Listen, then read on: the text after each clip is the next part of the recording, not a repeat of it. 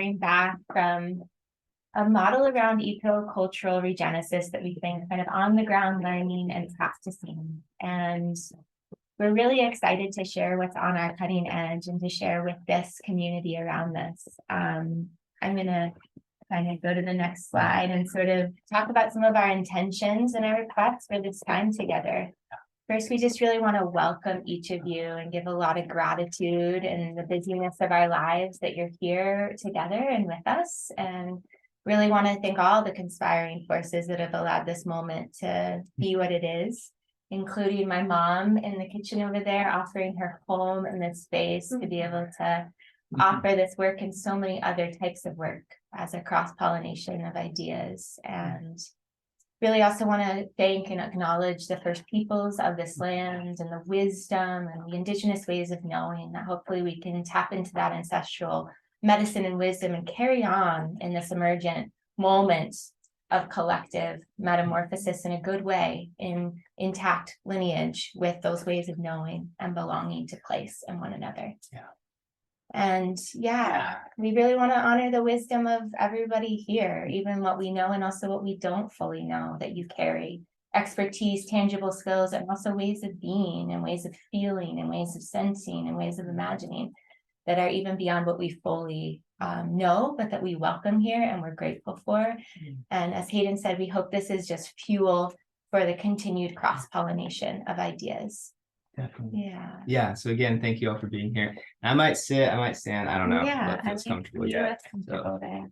And this is just like we're exploring these things, and this is kind of raw. We just threw together this presentation. It's a lot that we're trying to integrate from these last 3 years, and we really appreciate you all holding space to help us do that. And one request that we like this term called rule omega, and it's oftentimes used in dialogue or a dialectical process, and it's just like respecting the other person's potential knowing. And so if there's anything said in a way that doesn't quite land right, or not everything is touched on, like we invite you to bring what is unique to you, and also trusting that like we've also thought about these things from so many different angles, and we can't say everything in this presentation, nor could we even try to. And so that's why we love conversation. We love conversation and dialogue, and just like what's real and alive for you, and bringing that to this space. Yes. So. And this is real-time integration and a harvesting of a lot of labor and thought. So thanks for giving us a chance to do that and to learn together experientially. And there will be built-in ways that we can talk and discuss and dialogue. And to begin with, we're going to share some concepts and introductions, as well as some applications of these principles. So some of you may know our organization, our project that's really fueling our lives is called SEEDS, and that stands for the School for Ecocentric Evolution and Design Strategies. And that's a really big name, and we'll get into the components of that because each word has like a really specific purpose and function and meaning. But our primary mission is really just to sow the seeds of a life-affirming world at the fertile intersection of the individual, cultural, and more than human. And so we're wanting to tend the relationships that exist in ourselves, that exist between each other, and exist between life itself. And so our origin story is a beautiful experience. Alia and I met at Vision Quest in Colorado. And at that time, we were really both just like committing to a personal path, seeking deeper significance, seeking deeper meaning, deeper purpose. And life wove us together at that Vision Quest. It's the simplest way of saying that, but we were really gifted like a shared vision from the land, and like an invitation to steward this vision together. And that's what we've been in service to, intending for like the last 4 years. So anything else you want to add to that? It's taught us so much, and we're in deep apprenticeship with what it even is or what it means. And it's a continual learning process that has grown so much depth in this relationship, and continual questions of where and how do we show up in service to this. So it's an ongoing conversation and dialogue with life through the vehicle of this vision that was gifted from the earth during our 4-day fast, where we met one another and thought we were claiming a solely sovereign life. We were letting go of previous relationships, and we were really claiming a next level of sort of true North adulthood and service in these times of great reckoning. And then we were very surprised that we were offered the chance to walk our lives in the shared vision in partnership and in solidarity with another. So yeah. And really this presentation is going to be leaning more towards how that's been applied, how these visions have been applied in our lives the last 3 years at Turtle Lake Community Farm in Durango, Colorado. And so we're going to highlight some of the things that we did. But before we really get into that, we want to just speak to the broader seeds concepts, like what's really informing us, and then the specific application will make a little bit more sense. So the symbol of the seed, though, lastly there, before we go into our name, is just that the seed is this archetypal, there's some seeds here that we grew out and cultivated on the land, is an archetypal symbol of kind of standing between worlds. It's informed by everything that has previously been encapsulated in its genetic code. And it's an ambassador to future worlds of possibility.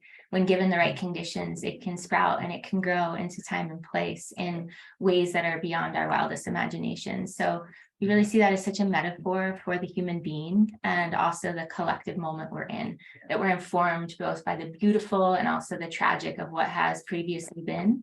And we're also getting to co-create and facilitate and sow seeds of possibilities that will last far beyond our mortal lives, our individual separate mortal lives. And it really is amazing. Like holding a seed is holding like a memory bank, right, of everything that this being has experienced, not just in its past iteration that created the seed, but its whole lineage all the way back. All that genetic information and memory is woven into the seed. And that like creates an image of possibilities. It's going to grow into a being, right? But it's going to grow in a unique way than it ever has before, based on the unique conditions right now. And that's kind of how we see each of us, like each of you are seeds, right? We're grown out of the past. We're grown out of everything that has been, but you're experiencing life in a unique way. And that uniqueness is in service. It's a gift to the future, your specific way of learning, your specific way of seeing the world. And so we think that this moment is a unique moment. Like there's an invitation inviting us forward collectively, an image of possibilities that's born out of what has been, informed by the past, guiding us towards the future. And so seeds and the seed image is like something that just keeps teaching me and keeps teaching us. So we want to be in service to it and steward it in a good way. And so we're going to now break down the name a little bit. So the School for Ecocentric Evolution and Design Strategies. And so school, what do we mean by school? Well, school, like I love etymology, like where words come from. And school in Greek, like just simply means a space where learning happens, right? A space where learning happens. And so school, like we can imagine, like oftentimes when I say school, like people will imagine like a building, a place where children are, right? But really it's any space where learning happens. And so we see like life, the earth, as school. We're in the school right now in every moment, learning in every moment. It's also school as like a group of organisms, right? Fish are a school, right? So a group of organisms that have a shared interest. That's the definition of school. And so I think we're all a group of organisms with a shared interest. So we're a school right here. This is a school of humans, right? And in an environment where learning is taking place, which is just life in general. Yeah, exactly. And so ecocentric evolution. Yes, so similar, eco from Greek is from oikos, which means home, family, place of belonging, or really the interdependent relationships that gives rise to our emergence. And so ecocentric evolution is this continual process of homecoming. And it's continually this process of centering ourselves within the web of relationships that have given birth to us. And because we are aware of that and we're conscious of that experience, we're inherently in service, the continual evolution of the health and the well-being of those relations that we are a part of. Yeah. That is our home and is our homecoming. Totally. And it's really beautiful to imagine like eco, it's interrelational web, like what allows me to exist, what allows me to be. And evolution is like we're constantly bringing in more. We're tending to connection, tending to relationships, to bring more home, to be home in the larger unfolding story. So we're learning school, we're in an environment where we're learning how to ecocentrically evolve towards more connection, more relationships, more reciprocity. Yeah. So again, this is all our name, Yes. School for Ecocentric Evolution and Design Strategies.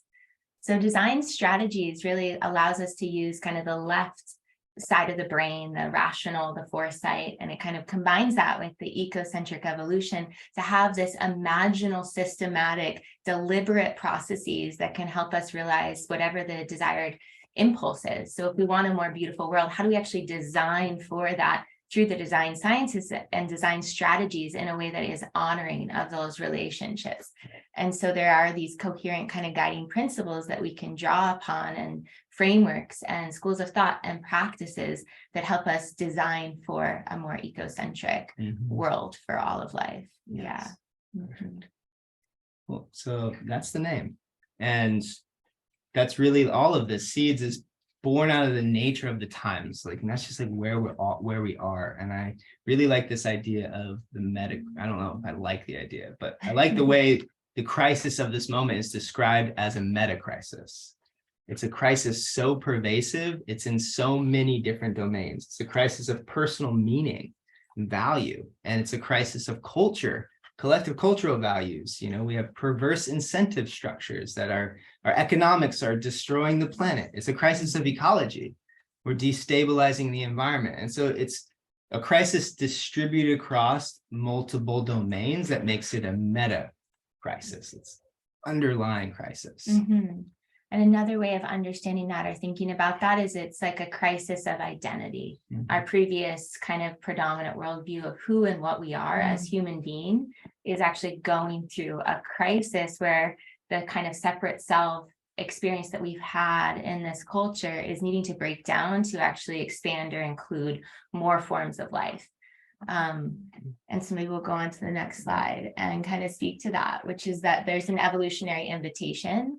And the evolutionary invitations and evolutionary leaps, these phase shifts, have been a part of the Earth's, the planetary, the cosmos's unfoldment across time. And we're finding ourselves now in one where we actually, to be able to include more components of life, namely the human cultural, because we're pretty good at, in some ways, not a holistic view, but the individual and the hyper-individual is more in our kind of predominant awareness, but to include the human others and to include the ecological or the more than human, we're actually needing to break down sort of the psychic constraints or boundaries or identity that we previously had to hold more.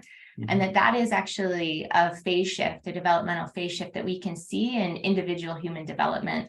It's from adolescence to adulthood. Erik Erikson, he talks about the psychosocial phases of development, talks about the identity crisis as a part of that, as we're breaking down sort of a previous understanding of who we are in order to be meaningful contributors of a larger family of things.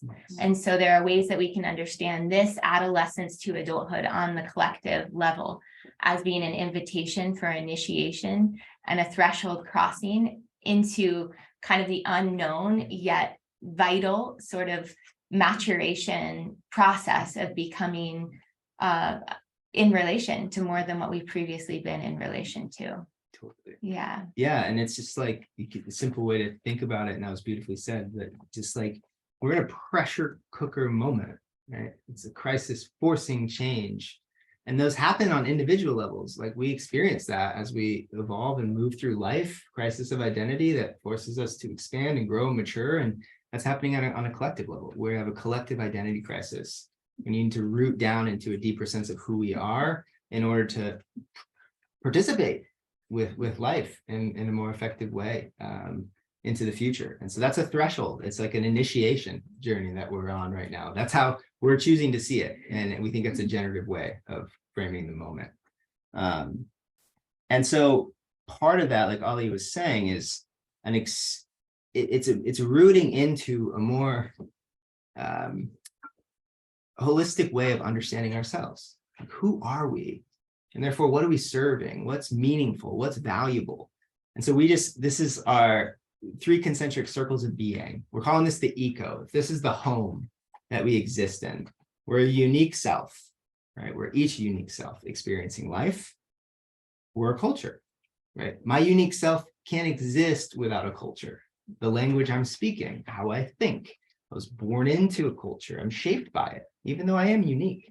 And we're also more than human, right? I couldn't live without the context. Water is flowing through my body. I'm made out of atoms. I breathe the air. The ecology around me literally shapes my very being, right? And so that being said, we can't thrive. We don't exist anymore if we only focus on the individual, right? We don't thrive if we only focus on the culture, right? We rob ourselves of our uniqueness. Same thing with the more than human. We require a balanced participation across those 3 identities in order to truly thrive. If we tended to... Is it okay if the cat gets out? Yeah. Yes. Thank you. Thanks for checking. Yeah. So if we tend to all 3, go ahead. Yeah. Unless anyone's allergic to the cat, in which case you may. Thank you. Yeah. Yeah. And we have examples too in kind of time or in culture and different governmental structures that have prioritizes 1 or 2 over the 3. Yeah. We feel like to make this evolutionary leap, it's really vital that we hold in mind all 3 of them. Yes. And it might seem really obvious to us Right. here, but actually designing with those 3 kind of aspects of our eco identity, it could make, we believe, like really massive, sustainable, rapid change. Right. So Yeah. it's just a framework of constantly coming back. If you think about capitalism basically dissolves everything down into the unique self, right? Individual competition spread across the board as a tool for wealth generation. Well, we can see that undermines the more than human world, fragments culture, right? And actually communism centered itself in culture, right? But it had the same mindset. It was an industrial or societal organizing mechanism. So it undermined its actually more than human connection. And right? there were And an aspects individual of the sense of like unique self were lost to some extent. So what's really being asked for moving forward is that we culturally design all 3, and all 3 being balanced value spread across all 3. And so that's what our seeds framework is all about, is designing for balance across the 3 domains of being. And we call that the 3 pillars, which is soul-rooted personal development, that's tending to ourselves, cultural regeneration, and the reanimation of the more than human world. That's our 3 pillars. And we'll mention those as we go throughout the turtle example process, and that'll become more obvious what we're talking about there. In terms of when we are holding these 3 kind of interlocking, mutually informative parts of who we are, we're actually able to step into becoming conscious agents of evolution, which is a beautiful, beautiful invitation. Yes. In a lot of ways, through the development of our prefrontal cortexes, we have this really interesting niche, not to say that we can't fully know what's happening for other creatures or beings, but there is a way that we get to have self-reflective consciousness, which allows us to actually examine, is the role or the way or the actions that we're showing up, do we like the effects of that? And being able to incorporate that feedback and actually consciously adapt or evolve into more harmonious ways of being. So we get to ask questions about what values do we want to base this evolution on? What future worlds do we yearn to co-create? And how can we really play this planetary niche in the family of all things with more conscious awareness? Yeah. Perfect. Yeah. And we think that in order to really move this evolutionary shift forward collectively, living symbols, we like this term living symbols, of like experiential places where you can feel these other values being lived out, right? Where people can see that there is another way possible. Without seeing that, like, we're oftentimes blind to the possibilities. And so for those of us in this room that see that and feel that and that are tending to that in all of your own ways, that is what helps cultivate this shift and transition, right? Creating these living environments where we can practice together these, we call them ecocentric values. You might have other words for them, and that's great too. And we feel like that kind of creation of the living symbols is a way that we get to sow these seeds of possibilities, etheric or conceptual frameworks into time and place, and root them and sprout them over time, and then be able to cross-pollinate in different bioregional kind of centers who are doing this as well. And so cool.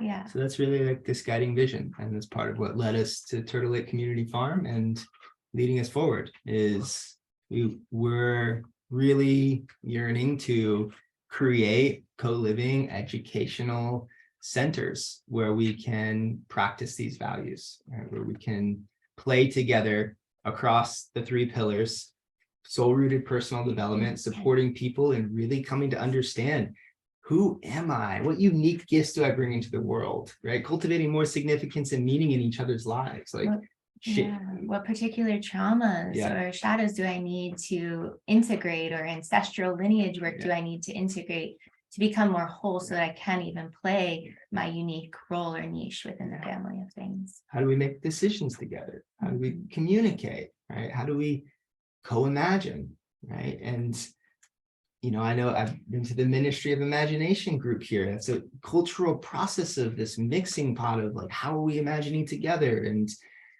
tending to that as well. And also ecology, right? How are we tending to the earth around us? And I think the feedback loop of like, oh, are we doing something generative? Is, well, life is flourishing around us. Like, beauty is around us, more animals, more beings, more plants, more life is coming in. The culture is thriving. I'm feeling a sense of deeper significance and meaning personally. When all 3 of those domains are like feeling good, that's when true ecocentric evolution is happening, right? Things are moving towards the generative. So that's our guiding vision. And so now we arrive at Turtle Lake. So maybe I want to just pause there. It probably was, I don't know, I'm just wanting to get a tune in to how the group is feeling, and if there's any emerging questions. Can you again just define ecocentric? Yes, definitely. So it's probably more easily defined in naming what it's not. And it's not egocentric, right? And so egocentric is, as it's simplified way of understanding how we collectively are seeing the world right now, but it's this sense of this idea that this life is about me. It's about this one life that I'm living, or it's competitionally focused. It's separation, me against you. It's extraction, putting value on scarcity, right? Versus ecocentric is inviting more connection. It's incentivizing collaboration, right? It's bringing in more relationships, cultivating more belonging. What can we do together instead of how do I get mine, right? Against the other. What can we do? What's possible together? And how can we really support mutual thriving? And again, to kind of bring it back to the developmental phase shift, Bill Plotkin, who does amazing kind of nature-based, soul-centered development work, he's an eco-depth psychologist, talks about how the egocentric sort of qualities are a natural part of the adolescent phase of an individual's human development. To actually know oneself through competition, or at least comparison, to know oneself as a separate self, so that one can kind of gauge where one stands within the family of things. But it seems that as though we might be kind of stuck in what he calls a patho-adolescent life phase, where we're needing to mature that, to initiate that into an ecocentric worldview, from ego to eco, where we know ourselves as that individual self. It's not an erasure of that individual self, but we also know ourselves fundamentally interwoven in relationship which is the ecocentric adulthood Right. that feels like it's calling us forward as a collective species. So we're Yeah. inherently in service to the web of life that's birthed us and that we hope to be able to steward into the future for those who come after us. Totally. Yeah. And so Yeah. it would steward an ecocentric worldview would fundamentally educate young people about like the fact that my very being is born out of the earth, is born out of this ecosystem, it's born out of these relationships. And so to serve my being, to my well-being, is also to serve others' well-being. It's when we serve life's well-being, we also get served as individuals. When our culture is healthy, we also thrive as individuals. And so it's an understanding of a more complex way of relating. And therefore, like that sense of being alone in the universe, being like no one, having no connections, being alone, and that dissolves. It's a shift into the realization and the knowing of our intricate belonging and connection. So Mhm. a good question. Any others Mhm. at this stage? Yes. I was picking up from the adolescence theme, so it sounds like you're you're kind of arguing that not just the individual, but society and the culture and as a whole is kind of in a phase of adolescence at this point, and you think it's time for society and culture as a whole to kind of graduate into adulthood? Is that kind of the Mhm. Mhm. Yeah, that's one frame that you can look at it Yeah, as. that's right? one frame that we've found is useful and generative, because what it does is it doesn't make anything that's happening inherently wrong in what's happening in our world. And so it actually, like, for me, kind of settles my nervous system that there's something inherently wrong with the human being or with what's occurring, but actually that it's an invitation for a maturation process that has been held in ceremony across time and culture. And we do rites of passage work. That's where we met, and then we went back for more training so that we could do guiding in this work. And so to see it from that framework of like, okay, something is needed to support us stepping into a next phase of development allows there to be more grace and more compassion and more sort of like ease and acceptance with the state that we find ourselves in, rather than like we're fighting against something or something is wrong that we need to stop. Actually, how do we steward this in an evolutionary way that's good for humans and for all of life? Yes, And it's exactly. not permanent. Right, Like we're here and yes, we can't yes. naturally grow out of it. Right, Right. Which is nice. That helps me Yes, feel exactly. exactly. And- And you can think of it like the phase shifts of a tree. I like to think about when a tree is young and youthful, it's generally taking. Its mindset is growth. And if we look at our society, growth of GDP, how is the economic, it's adolescent. It's just considering growth as the only value, right? And like a tree that's mature, it's not considering growth in the same way. It's generating fruits. It's dropping its leaves. It's giving now through how deeply woven it is into the ground. So it's a shift in perspective. I don't need to take as much anymore. Like we don't need to. Like we have so much awareness. Our sciences have cultivated so much. Like our technologies are amazing at the same time as they're destructive. And we can reorganize as a society into being a much more generative culture. And that's sort of the maturational shift in perspective. Mhm. Yeah. Cool. Yes. What's the name of the psychologist? Yeah, Bill Plotkin, Plotkin? EcoDepth is Plotkin. Yeah. Yeah. And then I did mention Erickson as well, Yeah. who's more of like, forerunner, but in psychosocial development, Erik Erikson. Yeah. Okay. Yeah. So then 2020, it's a long story. I'm not going to really get into it. If you want to talk about it afterwards, I'd love to. But I arrived at Turtle Lake Community Farm in Durango, Colorado, and was offered to build out this tiny little shed, this little dingy shed, into a home. And I wasn't even planning on it. Alia was here in Virginia, and I was traveling in Colorado with Isaac at the time. And Katrina offered to move onto the land, and it felt right. And so we spent 3 years there. Do you want to give some of the background here? Yeah, sure. So yeah, we kind of have given some of the premise, but we got to spend 3 growing seasons there from January 2020 to the fall through this growing season 2022. And we really got to explore how we could implement around this ecocentric design framework based in this 3-pillar model of soul-rooted personal development, cultural regeneration, and the reanimation of the more than human world.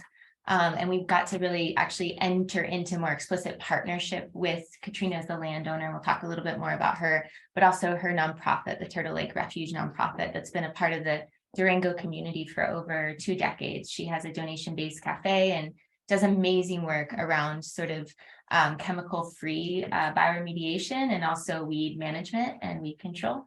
And so we got to do a lot of things. We're going to talk more about what some of those things are. What was that? You keep it up. I am. Good, Yeah. good job. Yeah. Nice. Yeah, including a community design process, the implementation of a community-based market garden, community work days, lunar council seasonal celebrations, and community vision quests, ecstatic dance, group processes, decision-making, harm repair, farm to table dinners, Lots of lots and lots and lots of things. And you'll get to see a lot of pictures of things too, and you'll get to understand how they are part of this 3-pillar model and why they weren't just sort of randomly done, but that everything that was done was part of this sort of vision of how we can create these praxis centers where we're exploring these things. Yes. This is the first This is tiny our little first home little that tiny we built out. You can see this. It's probably small for some people, but yeah, it was a 7 by 11 shed. And yeah, we got to play with building that out and designing that and living in that. And it was where we landed, and we were glad to, because we had been living on the road in a van, so it was smaller. Actually felt like we had upgraded. Yeah, we called it the den. Yeah. Yeah. And so Alia named a little bit about this, but the historical context of Turtle Lake.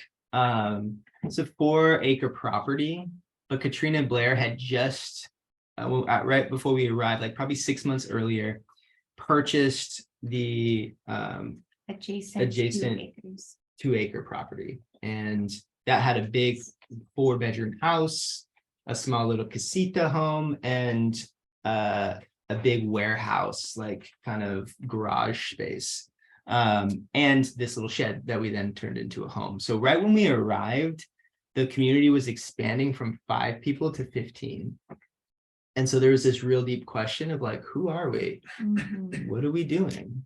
What do we want to do with this land? Katrina had already had an established permaculture food forest on the other side of the land, and it was pretty much just self-generating. So then there was all of this land to work with now that actually was previously owned by the family that owned the chemical company for Durango, which is the herbicides and pesticides. So they sold chemicals to spray weeds in the parks.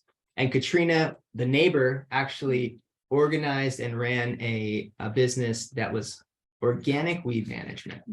So literally like hiring people to go out and hand harvest the weeds and replace them with clover seeds and native perennials. And so these two, the neighbors and Katrina would literally be at city council meetings for decades, petitioning yeah, for public park contracts and schools and wanting to go in this very different direction. And they shared a fence line. They shared a for fence line. 20 years, 20 plus years.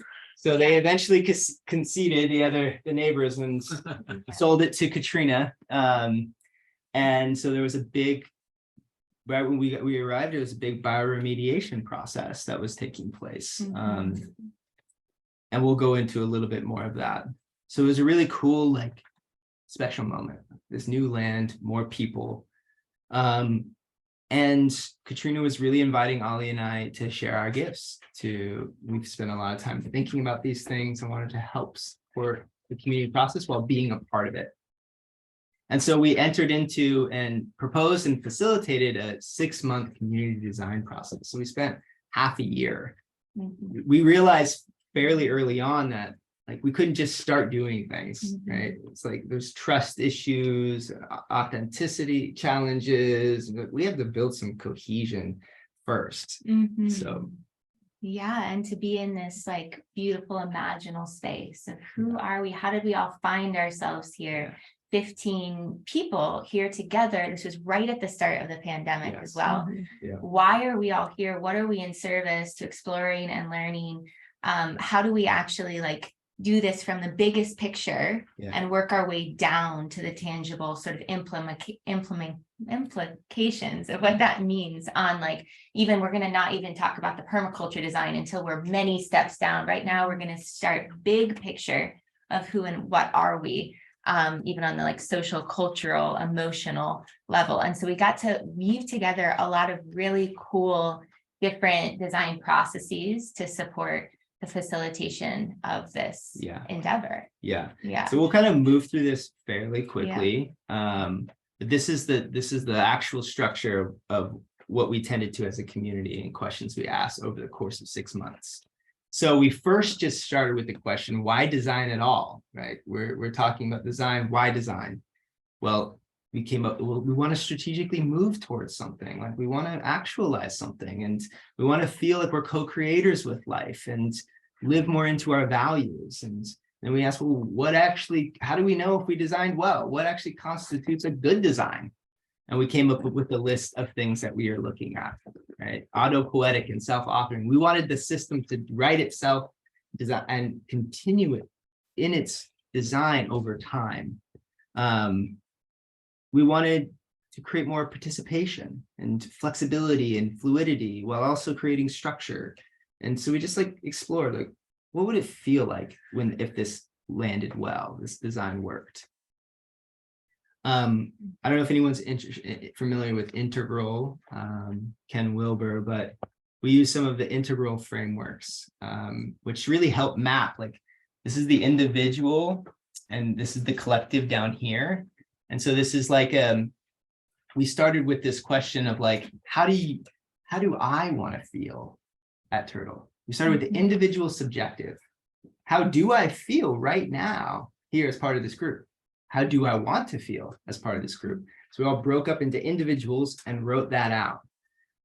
Then we went over here. What do I want to do? What do I want to do here? How do I want to participate here? What are my behaviors that I want to enact? Everyone wrote that out. And we brought that all together and we looked at everyone's unique image of what they wanted to feel. What do they want to do? And created an image of a cultural way that we wanted to feel, and a cultural way that we wanted to participate, to provide space for all of our uniqueness and to support that coming into being. So I went over that. Yes. Yeah. And so this took time and was a lot. It was an in-depth process, and it combined like artistic expression with verbal. It was asynchronous in a lot of ways, working on things at different times than each other and coming back together for these sort of weekly design meetings, which were like these beautiful chances to sort of harvest more of what we were coming to know and explore, until we actually came up with, based on all of that work, this sort of guiding design question, which Hayden, maybe you can read. Sure, yeah. Which is, how do we grow a farm school community that cultivates individual healing and self-expression while creating a transformative culture rooted in earth stewardship, joyful co-creation, holistic education, community care, and celebration? And so that was like this synthesis of like, how do I want to feel? What do I want to do for all of us? How do we want to feel? What do we want to do? And putting it into a framed design question to help us move towards that, a synthesis.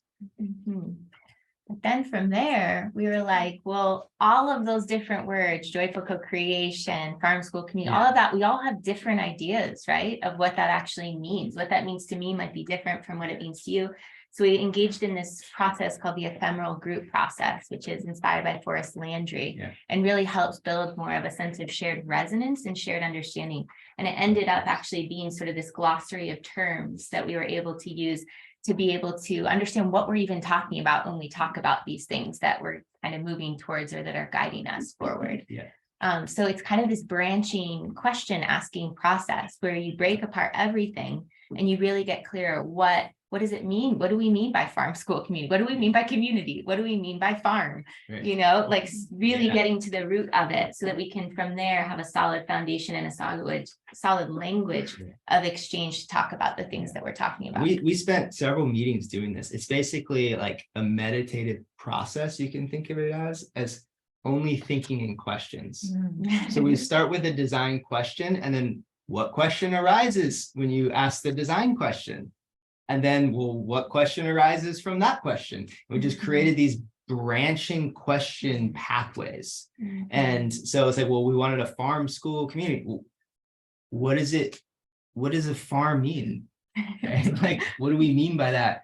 Is it permaculture farm? Are we growing annual food? You know, like, How much is food sovereignty a part of what Yeah. that means? Is it an educational farm? Like what, Right. what does that actually what mean? is individual healing? Like, Right. what is needed for individual healing?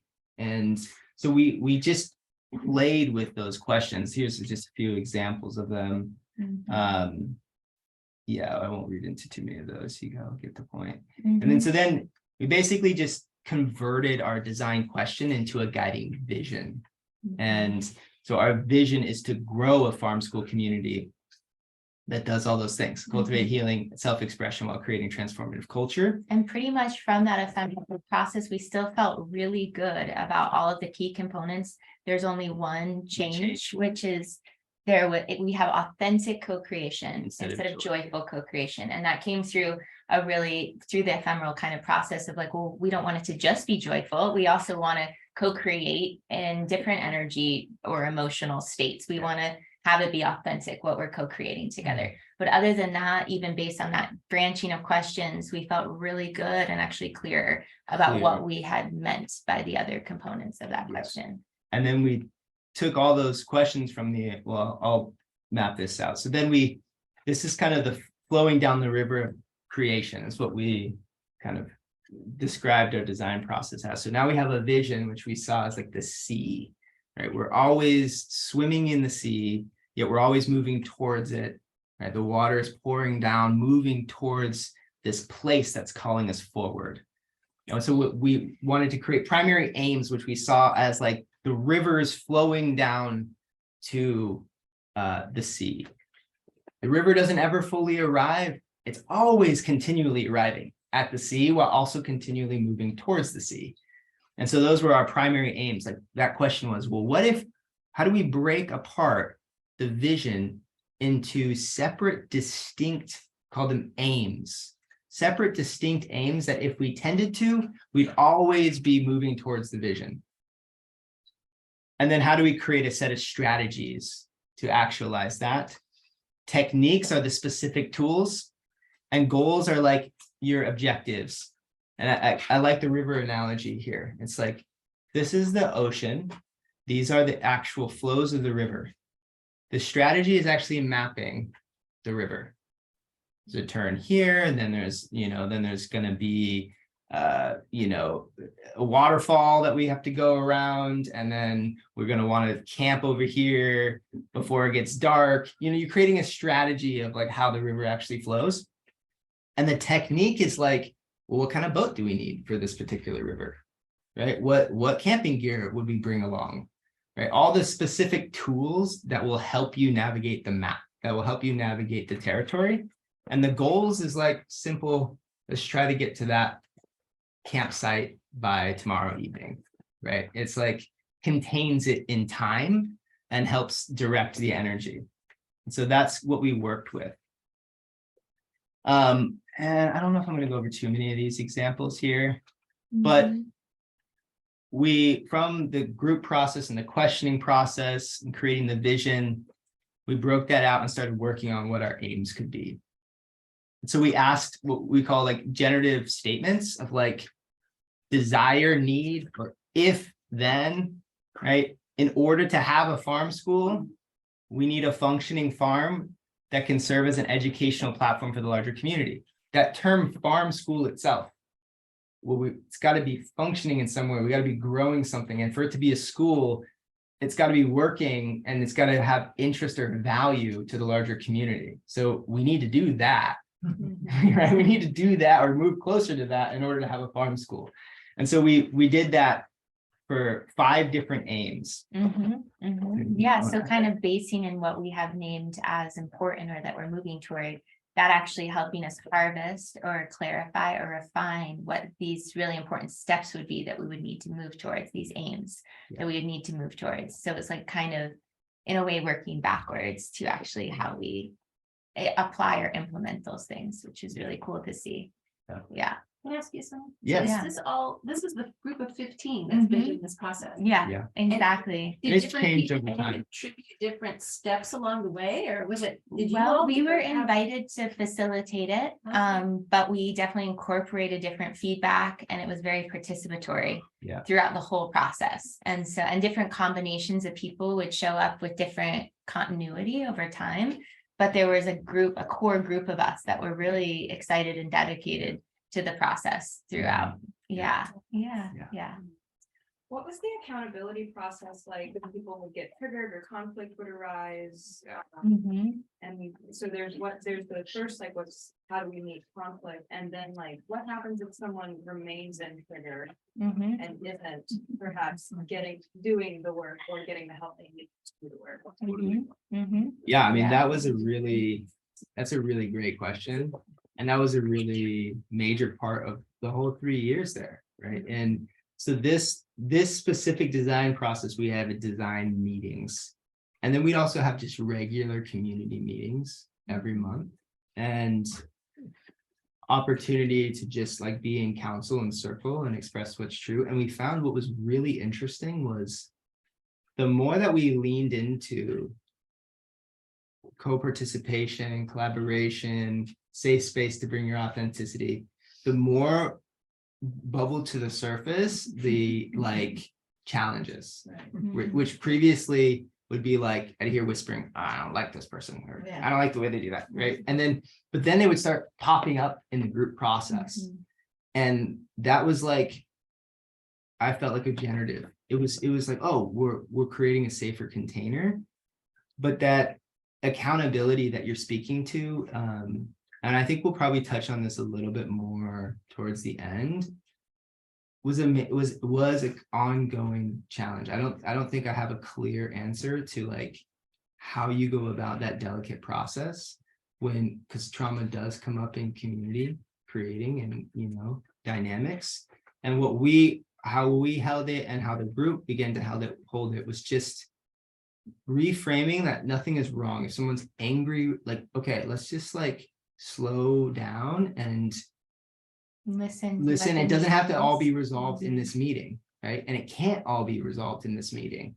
So I'm glad that came out, and now let's try to listen and cultivate the conditions to build more trust. I'm curious if you have a good. And we were bringing like restorative practices and restorative mindset to this process. So when needed too, like meeting with people outside of those kind of larger group spaces and trying to understand and listen to what the needs were that were being stirred up and how we could potentially collaboratively create solutions to those needs.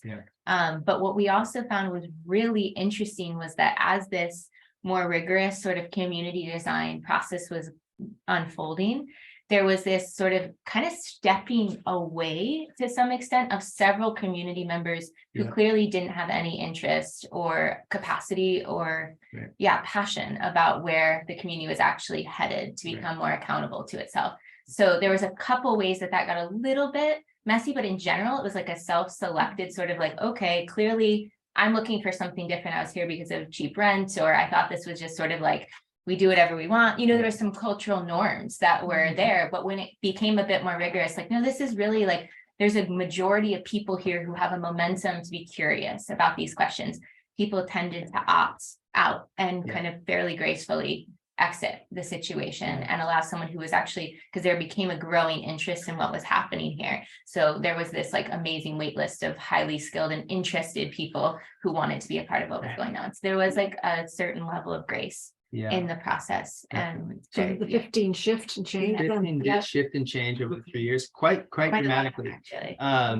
And that was good and challenging. But one of the first things that we did, which we didn't mention here as a group, was ratify core concepts. And this was essential to holding accountability structures in the future, a Mhm. list of like 10 core agreements to be a part of the community, Right. that you were saying yes to the community process, Mhm. even if that's difficult, that you were saying yes to receiving personal feedback at any point in the process, that you were, what else? Dedicated to stewarding the Yeah. farmland and the valley lands, and that you're interested in being a part of the group process, that your primary interest is to learn what it means to be a student in a farm school community. So these were things that we actually could then reflect back, and all new members who are coming in actually had to sign something saying like, I'm interested in this, I want to be a part of this, which then could be used as sort of a feedback or Right. accountability Because structure. it would be like if someone was really having a hard time and didn't like where things were going, or I don't like how much you all are asking for my participation, as a group, we could be like, well, do you really have a primary desire to be here? And it's okay, there's nothing wrong with where you're at in life, but maybe there's a better environment, right? Or just have that conversation, because it was like clear that this community, we were all committing to being in this process, really interested in it. And so if your interest shifts and change, that's like, okay. And that was part of, yeah. So that was the ratification of the core concepts, was like the first thing that we actually did. That was like Yeah. April of 2020. And that was a really helpful baseline sort of group agreement that then could be Yeah. referred back to. Yeah, so quickly, we created these 5 aims, to grow and maintain a farm that serves as a model for sustainability, earth stewardship, and localized food production, to create safe and inclusive spaces that support individuals to heal from the wounds of culture while exploring new, authentic, creative, and life-nurturing ways of being. To grow a community culture that supports each other to live into sustainable and regenerative values. To serve as a holistic education center for regenerative living, individual healing, cultural transformation, and spiritual emergence. And to be a beacon of light in difficult times and a refuge for those seeking a new way. Mhm. So you can see that with these aims, they're never really obtainable, right? They're always just what's guiding us for, like, how can we deepen into this? And we're not doing anything wrong, but can we nudge the needle a little bit closer to north? And so then we started thinking about strategies, like how do we incorporate all 5 of those aims and our core vision, and what's the first step that we could take that could move us in the right direction across all of that. And so the 3 steps was diagnosing what's getting in the way, having a guiding policy and coherent action steps, and then what step could be taken. And our guiding policy in this case was the 3 pillars, which was a really helpful sort of design framework of thinking about the individual self, the communal, and the ecological. Yeah. And so that kind of through this whole process, then we actually realized that an amazing first step or strategy that we could take would be the implementation of a community-based market garden. And so we actually had the opportunity to sort of create this proposal, pretty in-depth 15-page proposal that Seeds created, and we brought our really good ally and friend Eric in as another partner in our Seeds triad, and then we proposed that to the community and to Turtle and to Katrina. And we said, we really think based on this whole group design process that has been going on, if we had a functioning farm, there was a regenerative sort of educational site that brought people together, that could do farm to table dinners, that could be a beacon of a different way of living and operating. This could meet all of those 5 kind of principles or aims that we're going for, and that we can do this and we can design it based on these 3 pillars of how is it going to be health promoting, healing, regenerative for the individual, how is it going to be a community kind of process of competency and confidence and cohesion, and how is this going to help bioremediate and regenerate the earth and grow organic local produce for ourselves and our neighbors in a good way. Yes. Yeah, and so we actually formed like a enterprise ecology as part of that. It's a really cool term, enterprise ecology. I don't know if anyone's heard of that, but it's like a way of not just dissolving everyone's unique thing into a group thing, but like you're an enterprise, like coming together for a creative aim. And so we brought together several different groups to design the garden. And so that was the Turtle Lake Refuge nonprofit. So Katrina and her nonprofit actually provided a lot of the upfront funding, because their donation-based cafe in town would get free produce from the garden, right? So we would deliver produce to the cafe. Seeds, myself, Alia, and our friend Eric was a core design team, and 7th Generation Design, which is a really good friend of mine, Wes, and his business partner, Casey. They had a ton of experience in market garden, but they're also permaculture designers, and they really helped us think through some of the core structural components just to make sure we weren't making any major mistakes for that particular bioregion, and that we were going to do this in the way that we wanted to. And the group as a Turtle Lake Community Farm. So Yeah, I guess those we'll are go over some of this. the Yeah. techniques. And we Yeah. don't need to go into a whole lot of detail unless you're really passionate and interested in regenerative farming. But this is sort of walking through the whole process, whereas the market garden was a strategy to meet those different aims.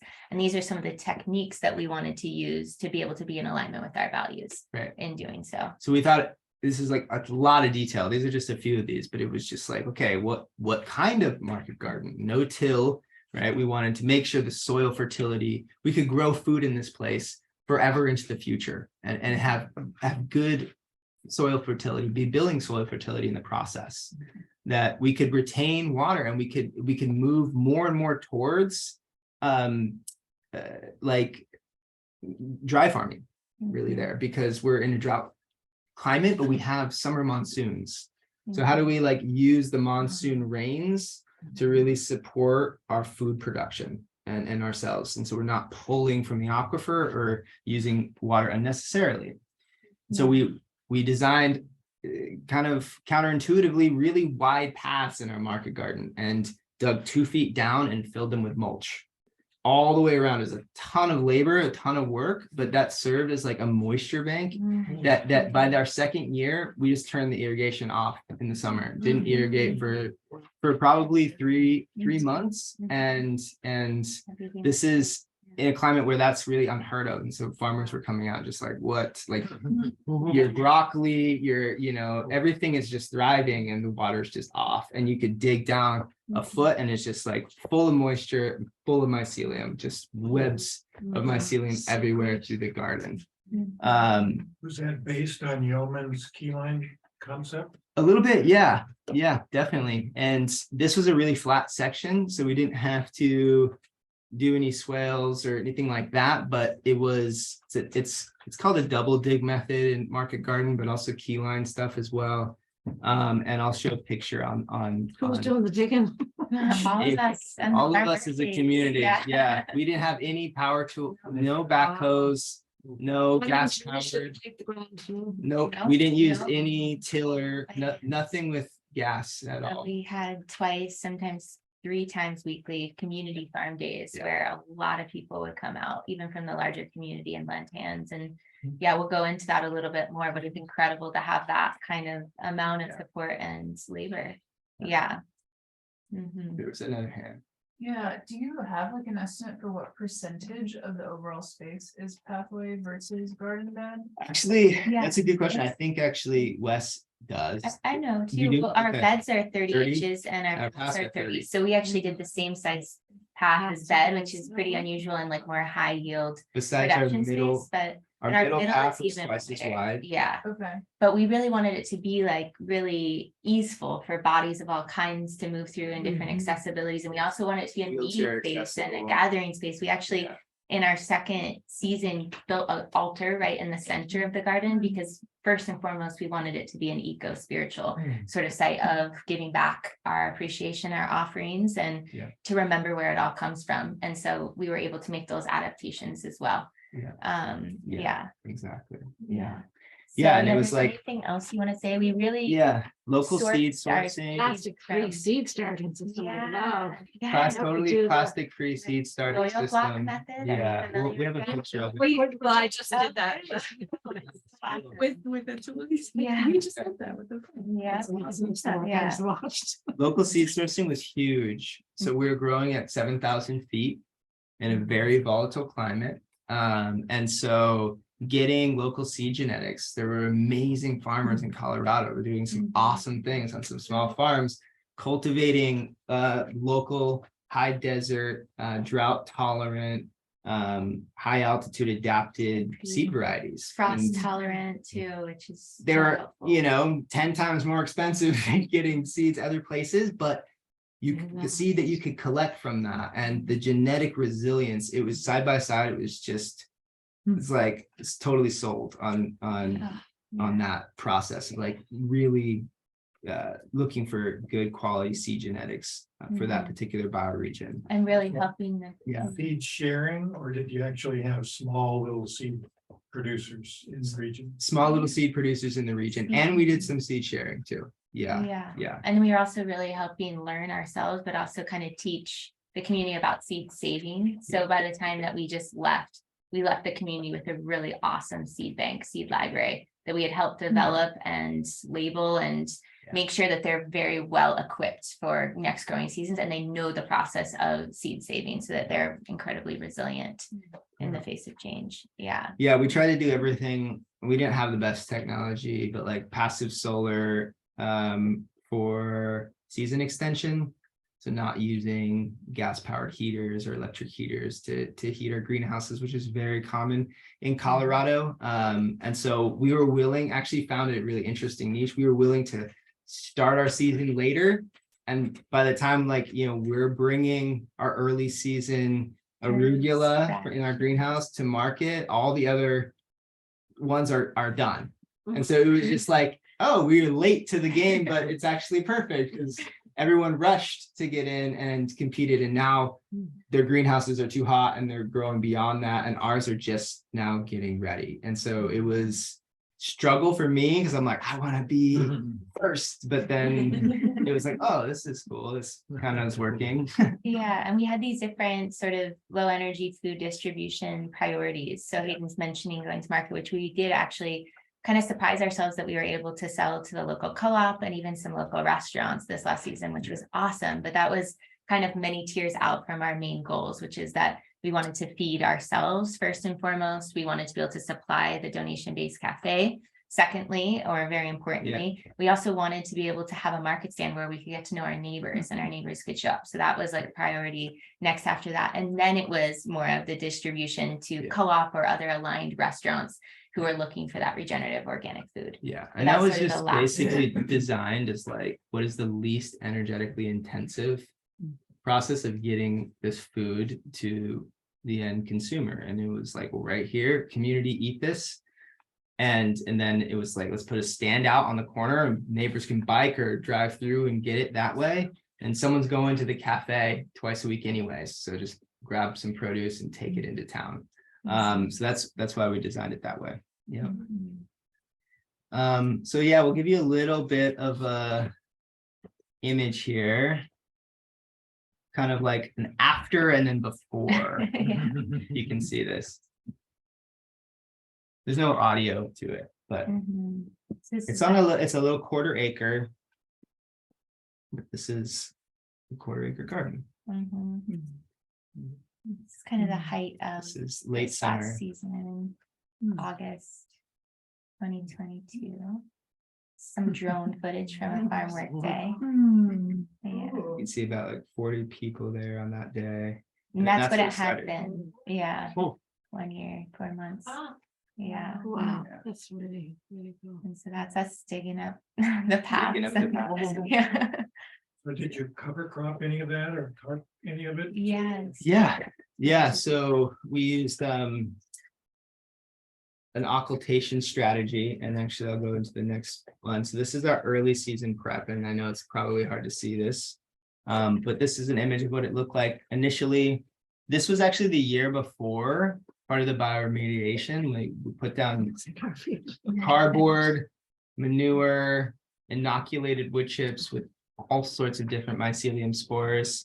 And that was really to get out, and Katrina had already been doing this the year prior to get out the pesticides that were in this, right? Because this land was owned by a pesticide company, right? And we actually Katrina partnered with Fort Lewis College, with students there. Thank you for coming. She partnered with Fort Lewis College, and they did like soil testing and soil sampling. And so once we got the go ahead of 0%, 0.01% glyphosate, we went ahead and started the preparation. So once we dug out the paths and prepped the soil in each of the beds, we covered it with this tarp. It's called the occultation strategy. This is a UV treated tarp, and you let it sit for 3 to 4 weeks, and that basically germinates all the weed The seeds, grass seeds. grass seeds. What's it called again? Occultation tarp. It can heat it. It was at a good part of the season. Where it wasn't This super is hot. early, yeah, this is early spring, so the soil is still very cold. And so it warms up the soil.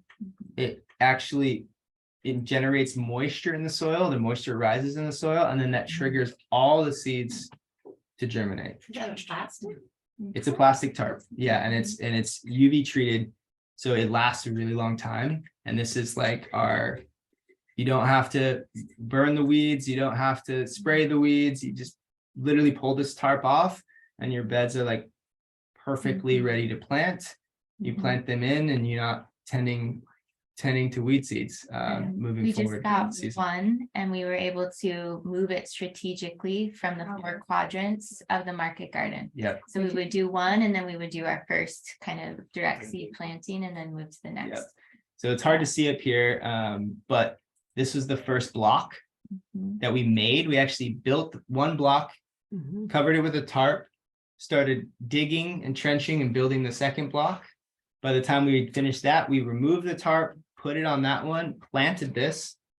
And so from this to this was 30 days. And we were producing enough to immediately start selling. One big thing of. That's Yeah. the same, yep, that's That's that the same. same area right Yeah. there, yep, that we had used the occultation. Yeah, so Yeah. we were able to get the system going and get food immediately, which is part of the design. It's like where this was 2020 too. So well, this was 2021, and we had just gone through 2020. There was food shortages.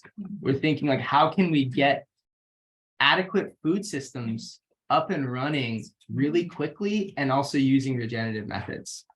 And so this community-based model was really effective for that. You're able to eat right away from the land, and while also continuing to build out the rest of the garden.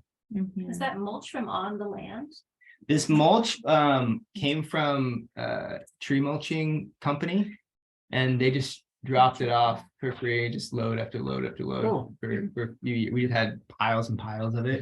They just need to get rid of it. Yeah, we were really, I mean, Turtle Lake Refuge and Katrina are very loved in the Durango community, so we were really like supported with like having this amazing organic sort of mini horse manure that would come and drop off, and we were creating all of our own compost on site, but from neighbors who would come and drop off their food scraps. So there's like a lot of kind of communal kind of processes for our. We were tending, compost piles, 5 of them this high, and they would be on the back side of the garden here. And so when they were done, they just come right in to the garden. And then we had neighbors dropping off food scraps and manure, wood chips, and we just build the piles and send them through, and we could complete a compost pile that size in 30 days.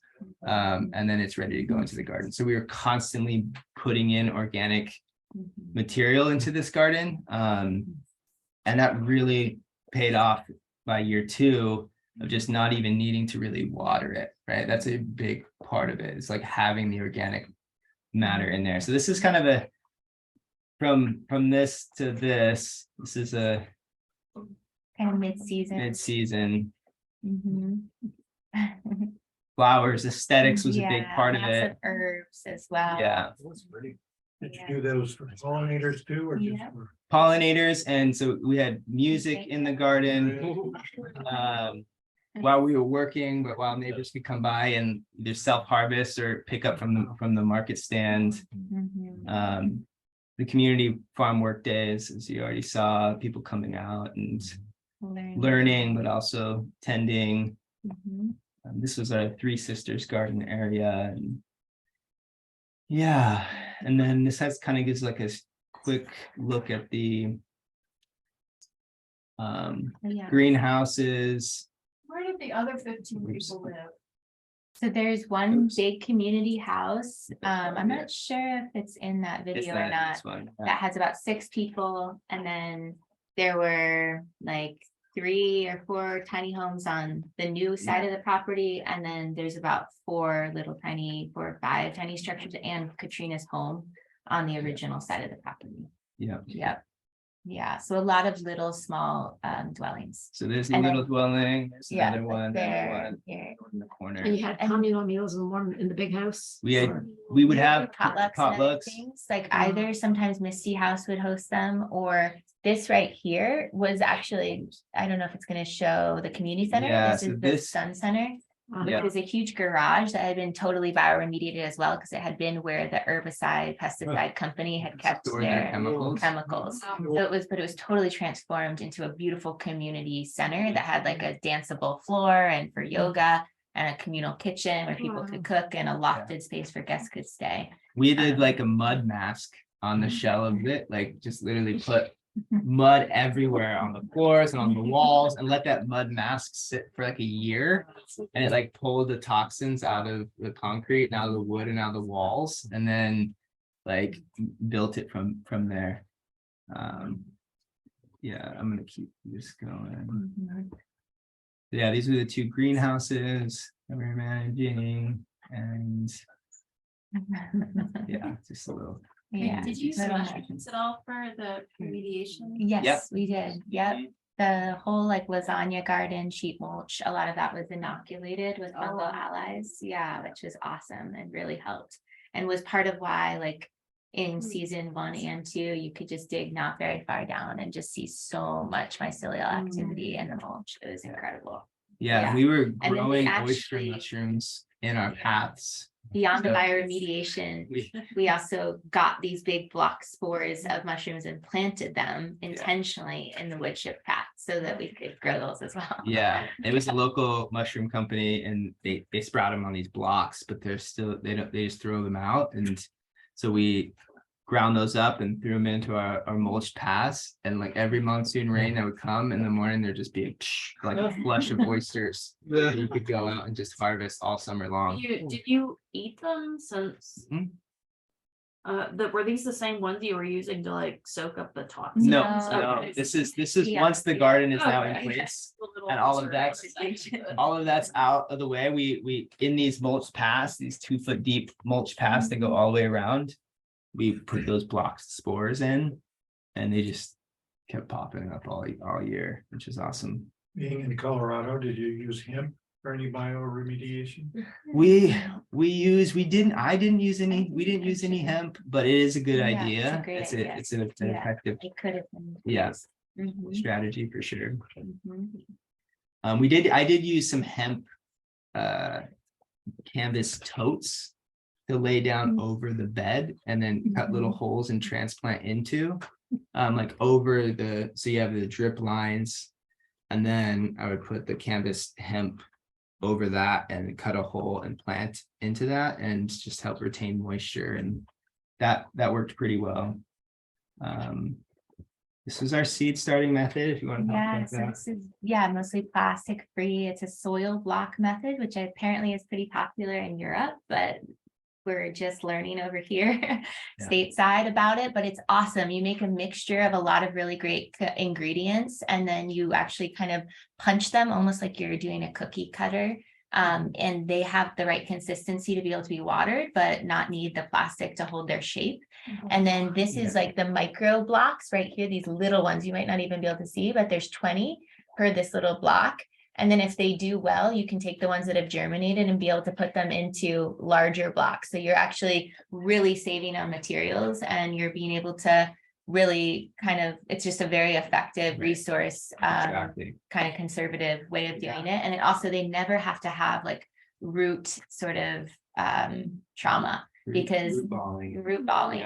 Yeah, they're able to just find the next space and expand outwards. They do a lot better even when you transplant them then into the soil outside. They just have never had these shocks of transition that they would meet if they came up against the plastic. Right. Yeah, Yeah. What is that called? soil blocking. Soil blocking. Yeah, it's really cool. Yeah, it takes a bit to get used to, like if you've done market garden farming on any like scale. I had some people who were like frustrated, like, this takes like twice as long, Yeah. right?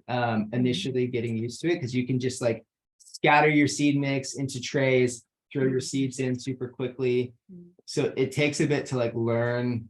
You got to mix, ingredients. So you're making like an ingredient mix, and then you make like a fudge out of that, and you got to like get that recipe right, and then you punch these blocks out. But really you see the difference in the transplants, right? That's where you see the difference. Is like transplant shock goes way down, and their vibrancy is much better, and they're much more resilient to pests, right? And like we didn't have to use any pest retardant at all. We never had any pest issues in our garden whatsoever. They're more And- resilient to pests because they haven't gone through the trauma, or? Yeah, exactly. Yeah, Because yeah, really like weakened. pest issues are because there's a weakened immune response in the plant, right? And generally annuals are a little bit weaker, so they're just more susceptible to pests. But if you feed them nutrients, or they're capable of bringing in the nutrients, they can defend themselves generally from pests. And in some situations, here it might be a little different. The pest situation is different than in Colorado for sure. But like Alia was saying, that the roots, when they grow out in these soil blocks, they'll like pop through the side and hit the air, and it's called air pruning. They'll like prune off that root, and then they'll send a ton of root shoots off of that one root. So what you'll see in a plastic tray is that long root will just start wrapping like this. But in these, it'll go out and then prune and then shoot a bunch of roots off of that. And so its surface area capacity to like receive nutrients goes like way up. So because our scale was not that large, this makes a lot of sense, and you don't have to use any plastic. So I'm a firm advocate. Community farm work days, like we mentioned, we started with part of the 3-pillar design. It's like, okay, we're growing as individuals when we show up, we're growing as a culture when we show up, and life is like animating, right? So we would set these intentions before our work days, sometimes ceremony. We'd pass around like sage, and like, how does the earth want to speak to you today? Or what do you want to be open to be surprised by? And we'd set intentions, then we'd go work, and we'd close with a circle. And people would have very like powerful spiritual experiences just being in the garden, encountering a huge snake or something else, just something simple. It's like a sprout, Right. The metaphors, of course, Yeah. of the garden and farming are just endless. So seeing things in that kind of level of intentional engagement that might be missed if there wasn't that level of sort of intention setting, and also group check-in and strengthening relationships and bonds and kind of relationships of belonging, and also being part of something together, which is really beautiful. So we did those twice a week, and we would facilitate those and kind of keep track of what needed attention, and be able to help both educate but also empower people to learn about the farm systems themselves. Just part of that autopoietic or self-authoring sort of design framework. So every Easter. Thursday evening on our farm work evening, we would have a neighborhood stand. And so the neighbors would come out, we'd have live music playing in the garden, and we'd have some things harvested, but they could also self-pick from the garden itself and pay donation for produce. And that was a real goal of ours, was like decreasing food costs. And it's not for everyone. I mean, this, because it's an educational model, it's part of the design, is like not having the food be the primary source of revenue for the farm itself, right? And if you can get sources of revenue from education, from interns, from lots of different options, you can reduce food costs to the end user, or just have a donation base. And some neighbors would just like, no, and they just would like Very generous. be Yeah. very generous after several Right. weeks, right? And so it kind of balanced out, and was a practice to like trust that. And in some ways it works, in some ways it didn't. Like Didn't make that much money, honestly. Made it like broke even on the costs and things like that, and supported ourselves a little bit. And I guess But- in terms of the economics too of this Yeah. model, when we had proposed this to the community, we wanted it to be a profit share. So there could be even more kind of communal investment. Yeah. So 20 cents of every dollar would go back to what we called like a community farm fund, which was like a self-empowered pool of resource that the community then would have reason to continue to make group decisions together and to vision together and to decide how they would want to allocate that money, so that Katrina as an individual wouldn't have to be responsible to the continued maintenance and next endeavors of the community, but the community could actually feel that they were self-generating some resource and income. Yeah. And then 60% of that would over time go to labor Labor. and being able to even employ 1 or 2 members of the community to be able to be main farm stewards. Yes. So we're trying to incorporate sort of localized models of economic exchange that could really benefit the community. And so over the time. goal with this farm was like seeds, our design was like, we're gonna get this started. We're gonna implement this. We're not gonna be here forever, and we're gonna hand this back to the community as a self-running thing. Whether or not it achieves that, we'll still time will tell. But you know, the idea was that someone could take it on and actually pay for their rent costs and make a little bit of money, which is true. You can do that with this garden and live there on the farm and take over that farm management role with me stepping away or Alia stepping away. And the farm could generate a small revenue for the community at large for future community events and to pay for seed costs and to pay for tools, things like that. And it can do all that, right? So it can be an educational center while supporting a few community members and while supporting itself and the core essential tools and components that are needed for it. Were you able to produce food year round with the greenhouses and stuff, or? Not those greenhouses, no. I mean, the winters are intense and cold in Colorado, and you have to have a pretty, I mean, there's designs that you can do it. There are design, we've drawn some up, but they're very specific to growing food for seasons and not as like that, like you need a pretty large size to do all the seed starting. Those aren't efficient for 4-season growing. They're just season extension, really help warm the soil up in the shoulder seasons. Yeah, Did you mention that there's a work commitment on the part of people who live there? no, we didn't. Because that might be That's- yeah, important to. right. Yes. Yeah, there Yeah. is like an actual hourly monthly contribution that when they sign that sort of core concepts agreement, they're also agreeing to put in a certain amount of labor and time.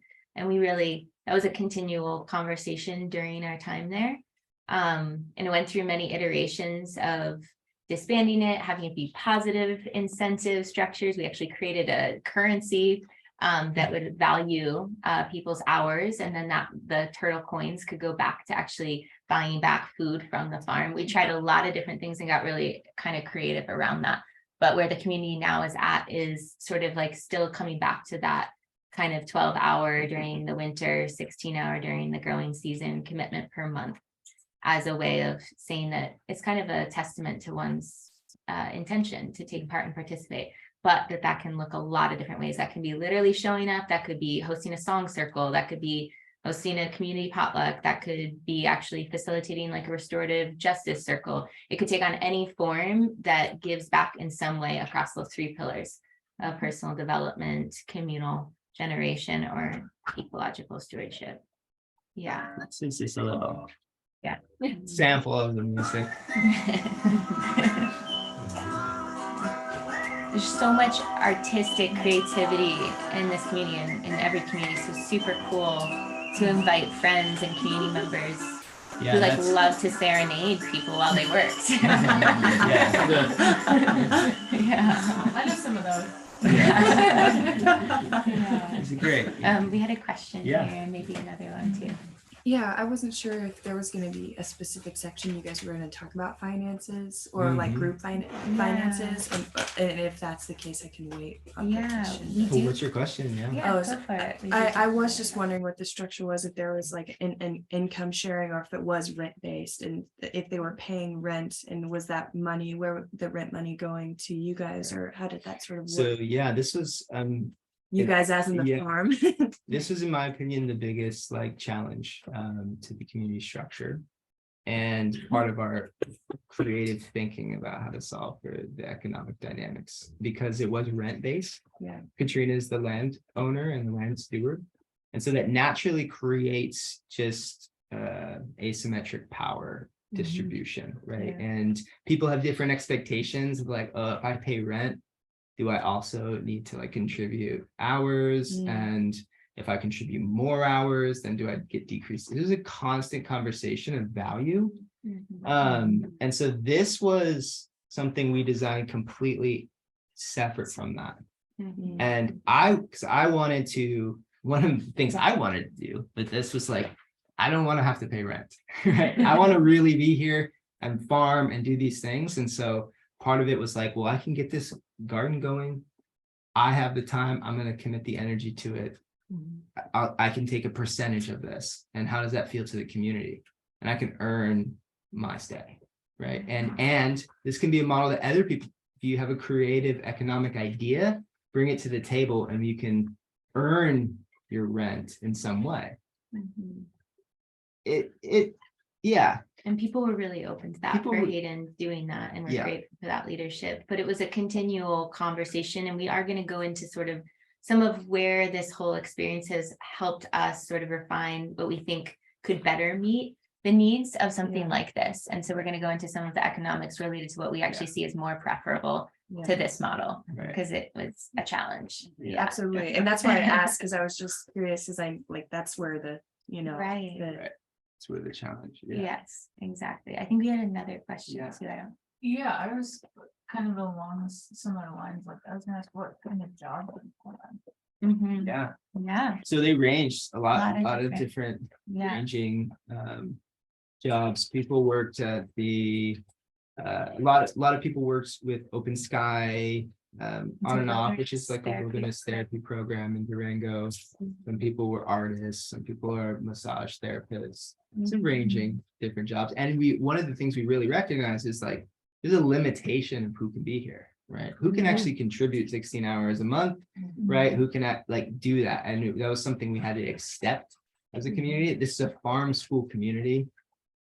It's available to certain people at a certain moment in life, right? And it has its limitations. It's not going to be able to be for everybody in that particular design.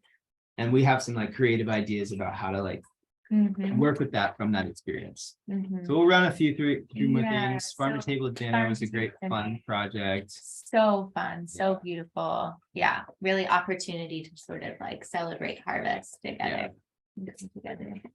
Yeah, so beautiful Lots of harvest, harvest. abundance, seed saving practices like we talked about. Mhm. Really wonderful having the kids there. We had some young ones in the community and just seeing them interacting with the garden was wonderful. Which is part of the goal, of course, Yeah. of like transmitting these values intergenerationally. Yes.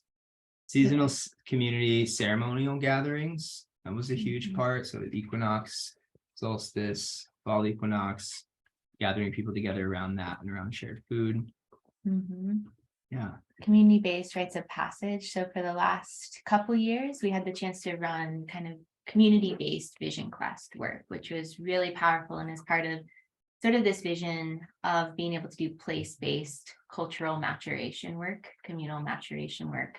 And so we actually got to work with people who are involved either living on the farm or involved through our extended community and take them into the ceremonial practice of a 3-day vision quest of fasting alone on the wilderness, and then being able to incorporate that together and have an initial storytelling that was just for that group, but then actually a couple weeks out being able to take their lead, but allow them to do a kind of giveaway, share back, where they invited the next tier of community to be able to welcome and receive them and feed them and be able to share their experiences from the land. And it was a process by both the community that was holding space for that and welcoming them back to learn how is it to welcome back one who has just claimed this larger, deeper understanding of self, and how is it to be seen both before and after and incorporate that vision into a way of being as someone who gets to show up on the farm, as someone who has established relationships. What's that process like of incorporating vision into kind of place-based relationship, which is what we really think will be the most useful way to be able to do rites of passage work moving forward generally, is to actually do it in somewhat intact community settings that then can help the process of incorporation over time. Yeah. So things like the garden are great incorporating environments. Yeah. Right. Like someone just had a vision quest experience to like show up to the farm work days and be held by the land and each other. And it was cool because you could actually see the site that we did the vision quest from the land that we were on. So you can see the mountain over there. So it's like walking distance from where we were. So it's like really like deepening connection to place. This was our little, the second home that we built out. 12 by 12 tiny home, totally off grid, the rain catch, solar, passive heating, and wood burning stove, which is fun. And so, yeah, thanks for receiving all of those photos and images. And like you can see, we talked about the 3 pillars. And so all of these different things that we did, whether that's the market garden, farm to table dinner, the vision quest, we were thinking about how is this supporting all the individuals who show up? How does every individual who show up and walk in this garden deepen into some deeper sense of personal significance or meaning? And how do we design for that? And how does everyone that shows up to the farm workday feel invited into a larger cultural holding, the councils, and just holding space for them and really being an open community in that garden? How does that garden itself facilitate culture? How does the farm to table dinner facilitate culture? And then the 3rd pillar, the reanimation of the more than human. How do these little touches of like putting in the altar in the center of the garden, or these little things or these invitations to look at life in a different way, like how is that supporting life becoming more alive, right? Teaching us more in the process. And so that was like what was informing, and it was really cool. It was really like beautiful to see those things coming into being, right? and happening relatively quickly. And like once the group was like on board with it with a good solid intention, that was really amazing. And so we want to touch, I know this has been a lot of information. I really appreciate you all being here with us in this. It's helpful and integrating for us. There were like some challenges and obstacles. We've touched on a few of them. But there's some structural limitations to the place itself. The land ownership model was one of those. You know, we were talking about community, and we realized like everyone's got a different understanding of what community is, right? And it was this like elephant in the room of like, we're community, but we're all paying rent to be here, and like we can't all just like go out and just put a tree right there or change that fence or do that. Like really, Katrina makes the decisions, and we ended up just coming to a place like that's what this is, and that's totally okay. And we don't need to change that. We're actually a school. This place is more of a school and an educational environment than it is like some sort of image of community, like pure community in the future, of like egalitarian community. It just can't be that because of some of the structures, but we can practice some things that are helpful towards moving towards that. Yeah, and it was actually just really transformative to be able to name those power differentials, because when we first got there, that wasn't really a conversation that was able to be had. It was just like, no, we're all co-creating this together. You know, there's a real discomfort in sort of acknowledging that level of power difference. But over time, it was like, yes, I do have a different role in this, but I really want to empower a sense of co-creation in the domains and in the ways that we can do this. So that was a beautiful process to just build more capacity over time and being able to talk about what was going on and what the structures were in place. Yes. Yeah. And we have some ideas, like we've mentioned, about some different models that might be more effective in that. Yeah. And participation, you know, people coming and going, transient community, updating people around like, what's the history of this place? Like, and who has the responsibility to do that? We're also just like living there for a term. Is it our responsibility to like invite new people in and tell them everything that's happened here? Is that Katrina's responsibility? You know, but then if it doesn't happen, then this person just doesn't really have any context of Right. like why things are happening the way they are. Mhm. And so transmitting cultural values and cultural stories, and that was a real difficult thing, to maintain cohesion as people came and went. And so we found like we were naturally like carrying a lot of the consistent load. And that became a little hard, where our vision is like, yeah, we believed it was possible to that died. You have the charger over there. Well, we can just like, I feel like we can just open up the space now. Maybe we can just touch a little bit into our vision moving forward. So from this, how we're taking this, and now we're really inspired to create these ecocentric hubs, eco hubs for cultural regenesis is what we're calling them, and educational hubs, right? It's like, that's where we landed on. It's like, we're interested in creating kind of school environments, educational environments, where, and they can look like so many different things, where we can learn about how we live into these three pillars, right? And that could be farming. It could be a farm where the farm is center, but we're also doing councils, but we're also and maybe you are paying rent, or maybe you're paying tuition to be there, right? And that's some of the things that we thought about. Is like, if we would have just changed the language from rent to tuition, it could have changed so much, because then people would realize they're paying for the educational experience, right? It's not a conflict of interest. But when they're paying for rent, they're paying for their room. And then it's a question of, do I have to do all these other things? You know, should I be paid to do these other things? So that's something that's inspiring us, is like, there can be a landowner, definitely, but there also can be then a design process to invite people to participate in the cultivation of that place. They have to feel ownership too, though. What's that? They have to feel ownership too. And Yeah, they have to feel ownership, as like, where you can have very clear like understandings of what the power differentials are, and then invite people into exploratory decision-making processes. We met, it was really great, because we presented this market garden to Katrina, and she signed off on it, and we ran that, we managed it. I didn't have to ask her if I could dig here or not. That little 1/4 acre was ours to do what we so clearly designed it, Right. and communicated that design frame to her and to the community. So having like domains in which there is like active participation Semi-autonomy. or semi-autonomous yeah. sort of stewardship feels really essential. Yes, definitely. Yeah. And so we had a regular farm team that met every Wednesday, and we made decisions together, right? And we practiced that, and that can be empowered. And so, yeah, we have a lot more articulated around these models, but are ultimately also interested in supporting people in what you all have going on, like what's alive and what's real on your all's edges, and to continue to propagate these seeds and to support the seeds that are already planted and already rooted and already growing. Because it kind of is just what's happening.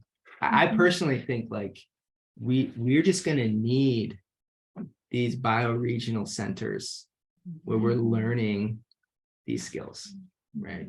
And when I look out at the nature of the moment, even though I'm optimistic in the human spirit, I'm pessimistic about our current structures and our current governmental structures, economic structures. And I question, like, how long are we going to be able to rely on these overstructures to have food show up in the, at the grocery store, or to organize society in a way that feels safe and supportive? And how do we begin to, now while we have some sense of stability still here and present, cultivate these skills, cultivate group decision-making processes, working through conflict and challenge, growing food, right? And creating new economic models, new ways of exchanging. So that all feels exciting to me, and it's already happening. And how do we link up bioregionally, networked bioregionalism? Right. So part of the idea with this is the kind of these bioregional praxis centers that are focused on those three pillars of the individual and the communal and the ecological. who are cross-pollinating ideas with one another, being able to actually create enough economic viability and also ecological stewardship to be these real educational centers of regeneration and cultural development in these times. And so this idea of having these terms where there's seasonal kind of periods of time where students can come in and learn certain things, and that can also be open to the larger public as an offering that's giving back to people who live in that area. Weekly, monthly, permaculture action days, community councils, seasonal gatherings, and that there can also be these ways of bringing in resource through CSA, or we like to call it like community-based agriculture, where there's like a ways of participating even beyond just the financial support in that way, and that are also offering workshops and education, farm-to-table dinners, and these celebrations, these rites of passage as well, that can really support the holistic sort of ecocultural regeneration, and that can also have an online or virtual presence where they're being able to offer replicable models, and they're being able to do sort of place-based participatory action research that's helping understand what is working well and what is getting in the way of this guiding vision or mission being able to be actualized, and that they can be really adaptable to different sets and settings. So there can be urban examples that have a similar ecocentric design framework that are playing out in totally different ways than what a more rural or kind of agriculturally based project of a similar value set might look like and feel like, and that there actually can be students who are able to gain more kind of skill set development, but also kind of cultural development of how it is to work as based on these models, and can actually go to different places and be able to do terms and serve as certain student teachers in those places and have their rent either covered or actually stipended to be able to go and help fulfill the design framework that is playing out in that particular design process that's based in bioregional context and cultural context, and the interest and the passion of the particular group of people who's co-creating that environment. And so we see this as just really the dream of the earth working through all of us in these different ways. And when we think about the evolutionary invitation of the time, I think we just get to follow what makes us feel most excited. And you all here and knowing who you are, but also that there's such beautiful response to this type of sharing back is such a testament to the fact that we're interested in localized resilience. We're interested in cultural development. We're interested in ecological stewardship. And so how can we actually do that in these ways that is transmitting this information across time and space, encouraging each other, sharing back success stories, and actually learning too along the way of what challenges come up in that process. So that's what we're really interested in and dedicated to in this process. And there's more details we could go into, but also really curious about how this is all kind of resonating and aligning and feeling for you all, what it stirs up, and yeah, how people are doing in this shared space.